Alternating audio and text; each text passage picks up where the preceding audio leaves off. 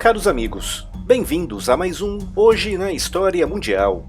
Hoje vamos destacar o dia 28 de março.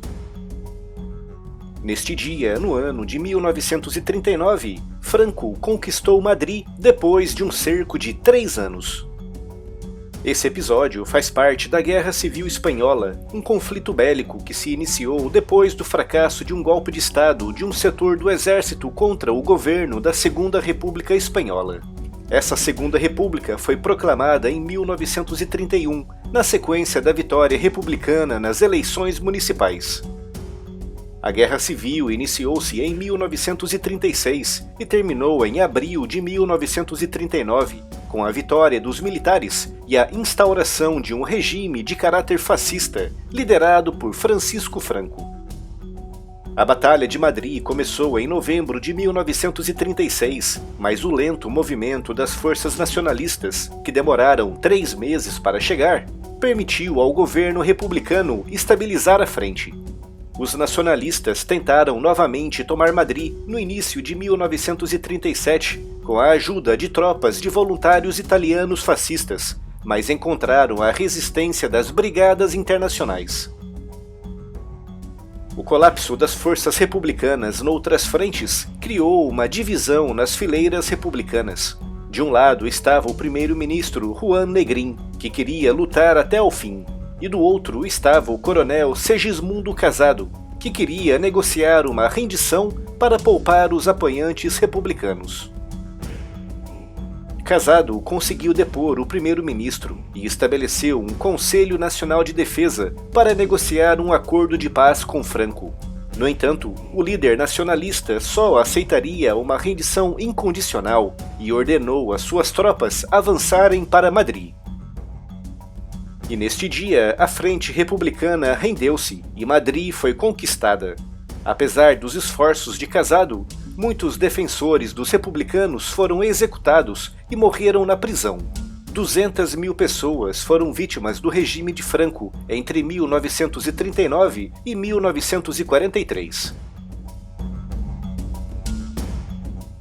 Neste dia, no ano de 1944, foi criado o Departamento da Polícia Federal do Brasil.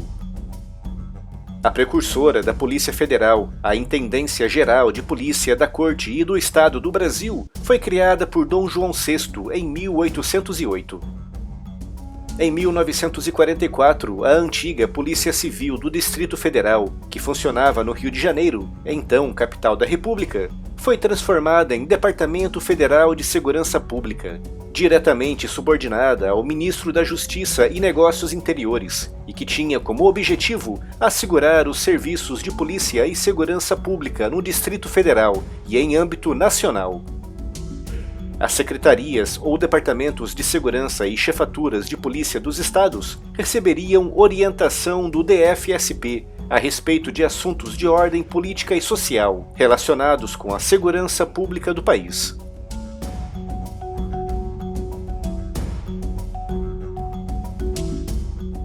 Neste dia, no ano de 1894, nasceu Ernest Lindemann, militar alemão, único oficial comandante do navio de guerra Bismarck durante o seu serviço de 8 meses na Segunda Guerra Mundial. O Bismarck foi o maior couraçado construído até então na Europa. Serviu a bordo de vários navios durante a Primeira Guerra Mundial como oficial de telégrafo sem fios. Depois dessa guerra, serviu em vários cargos burocráticos e de treino de artilharia.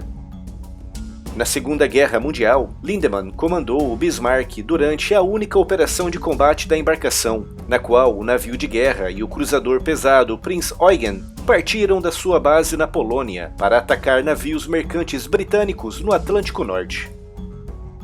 O primeiro grande confronto foi a Batalha do Estreito da Dinamarca, em 1941, entre navios da Marinha Real Britânica e a Kriegsmarine, e que terminou com o naufrágio do HMS Hood, que era conhecido na época como o Orgulho da Marinha Britânica. Menos de uma semana depois, o Bismarck foi atingido por um ataque de torpedos vindos de navios e couraçados britânicos, afundando-se e matando Lindemann e os outros oficiais.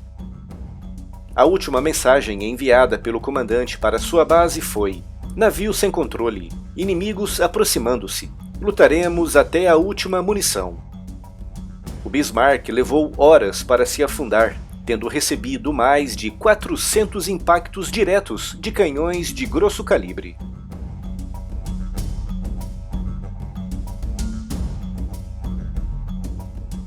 Neste dia, no ano de 1969, morreu Dwight D. Eisenhower, importante comandante militar e 34º presidente dos Estados Unidos, de 1953 até 1961.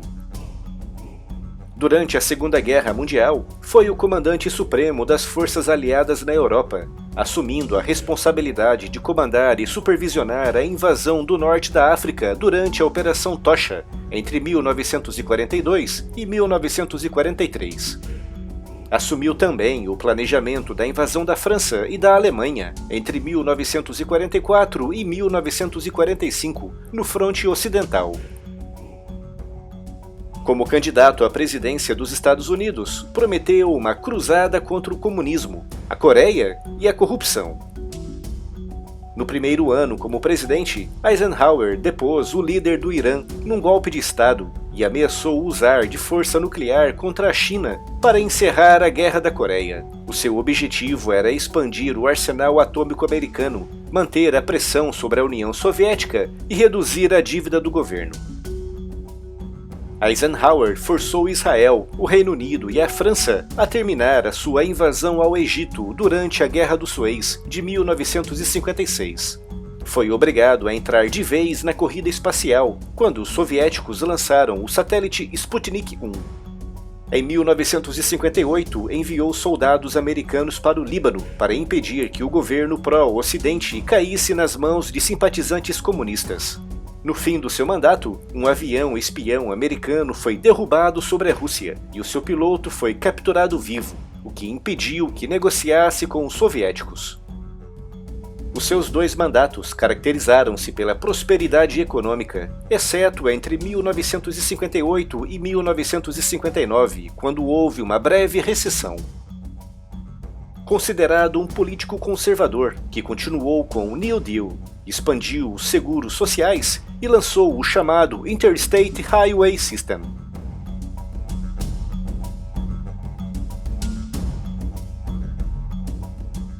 Hoje é o Dia Nacional das Lutas Estudantis no Brasil. Para homenagear o estudante secundarista Edson Luiz, assassinado com uma bala no peito disparada por militares durante um protesto no restaurante universitário Calabouço, no Rio de Janeiro, em 1968, onde Edson reivindicava por preços mais justos para a alimentação dos estudantes, e o nascimento, em 1947, do ex-presidente da União Nacional de Estudantes, Onestino Guimarães, preso em 1973. A sua família recebeu o atestado de óbito 23 anos depois, em 1996, incompleto, onde não constava a causa da morte.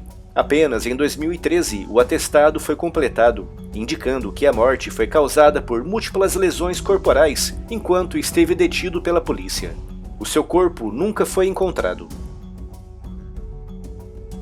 Se você gostou, já sabe, deixe aqui a sua curtida e partilhe o vídeo com seus amigos. Muito obrigado e até amanhã!